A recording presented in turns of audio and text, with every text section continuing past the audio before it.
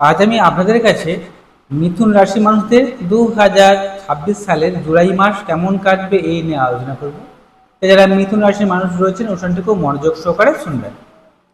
মিথুন রাশির অধিপতি গ্রহ বুধদেব, তাই মিথুন রাশির মানুষেরা অত্যন্ত ব্যবসায়িক মেন্টালিটির হয়ে থাকেন। এরা যে কোনো কাজ করার আগে অনেক ভাবনার চিন্তা করে কাজগুলো করেন এবং এরা যে কোনো জায়গায় যে কোনো কাজ করার ক্ষেত্রে অনেক সময় কনফিউজড হয়ে যায়।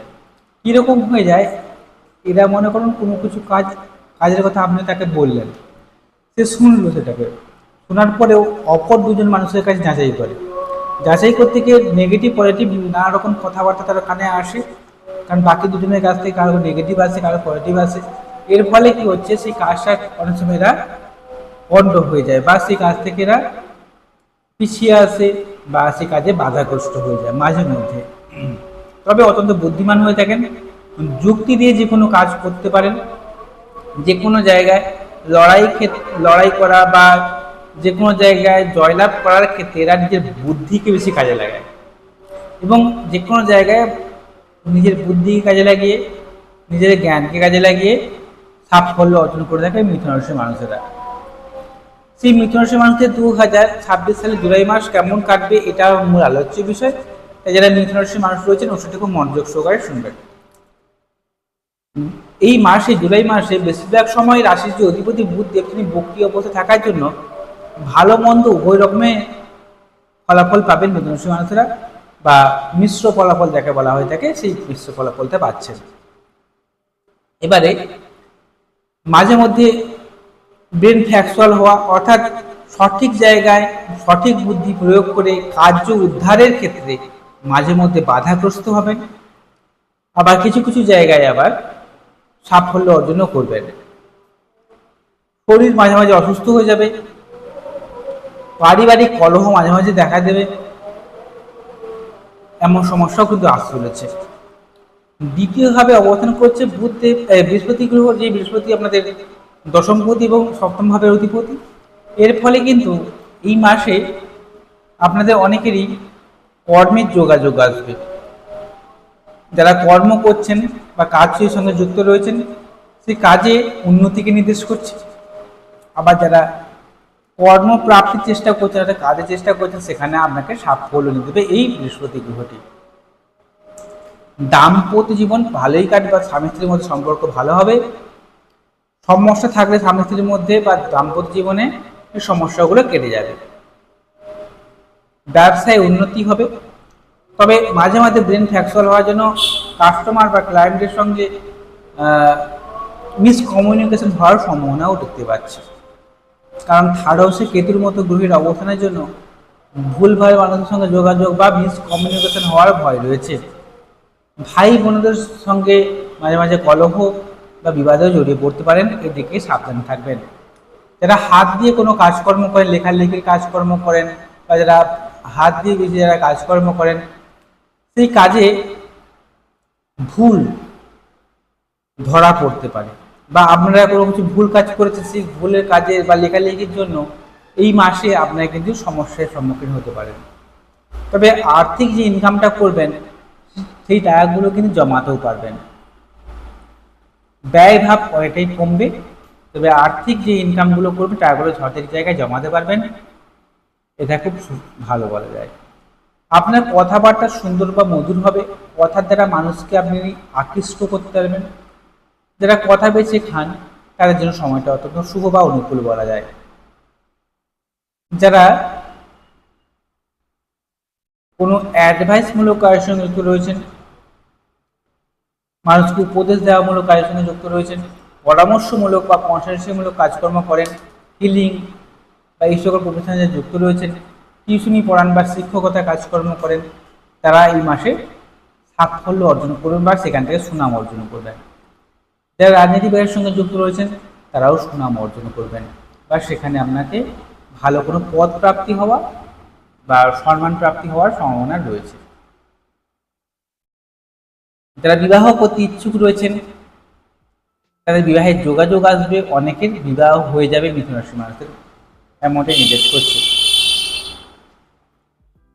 রবি দেব, যে আপনাদের তৃতীয় ভাবের অধিপতি, যোগাযোগের অধিপতি, তিনি অবস্থান করছেন তৃতীয়ভাবে এই মাপকমের রাশিতেই অবস্থান করছেন।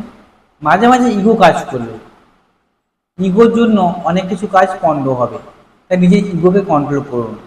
1 নম্বর। 2 নম্বর হচ্ছে আপনার সাহস পরাক্রম, যে কোনো কাজে উদ্যম বৃদ্ধি পাবে। যে কাজগুলোতে আপনি মাঝ পথে ছেড়ে পালিয়ে আসেন, বাধা প্রাপ্ত হন, সেই জায়গায় কিন্তু আপনি সাফল্য পাবেন। তবে নিজের ইগোকে কন্ট্রোল করবেন, অনেক সমস্যা থেকে আপনারা বেরিয়ে আসতে পারবেন। যারা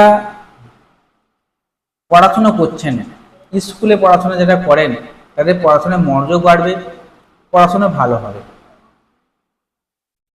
গৃহগত সমস্যা থাকলে বা ঘরে কোনো সমস্যা থাকলে সমস্যার সমাধানের সূত্র পেয়ে যাবেন এই মাসে, জুলাই মাসে।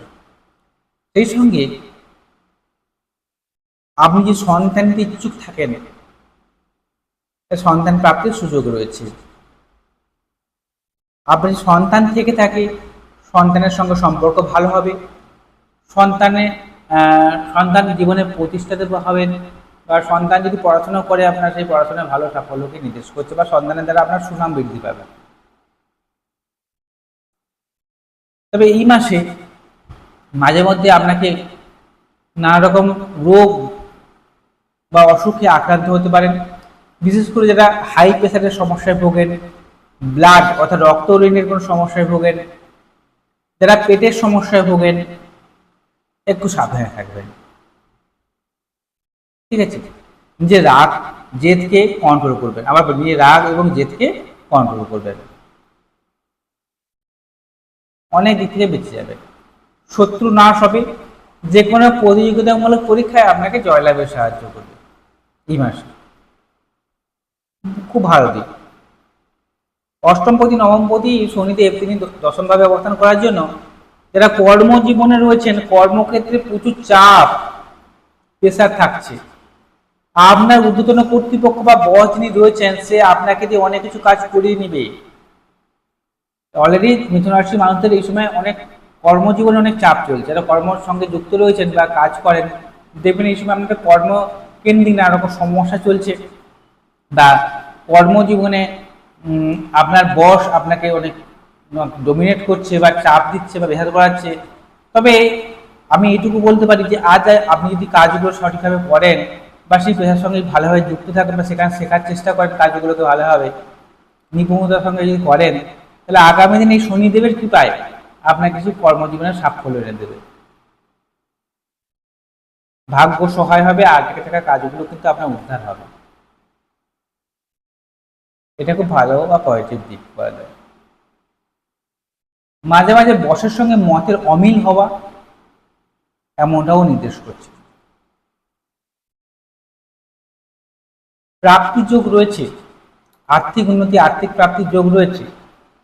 নবম ভাবে রাহু থাকার জন্য ঘর থেকে দূরে যারা কাজকর্ম করেন বা কর্মসূত্রে বাইরে রয়েছেন, তারা সাকসেস পাচ্ছেন। কোনো জায়গায় বেড়াতে যাওয়ার ক্ষেত্রেও সময়টা অনুকূল বা ভালো বলা যায়।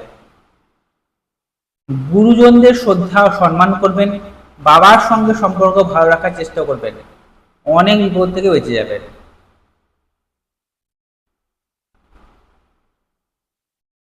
তবে একটা কথা মনে রাখবেন, আমি প্রতিবারই বলি, আজও বলছি, জন্মছক বা ঠিকজুষ্টি যেটা আপনার বাড়িতে রয়েছে ওটা খুব গুরুত্বপূর্ণ।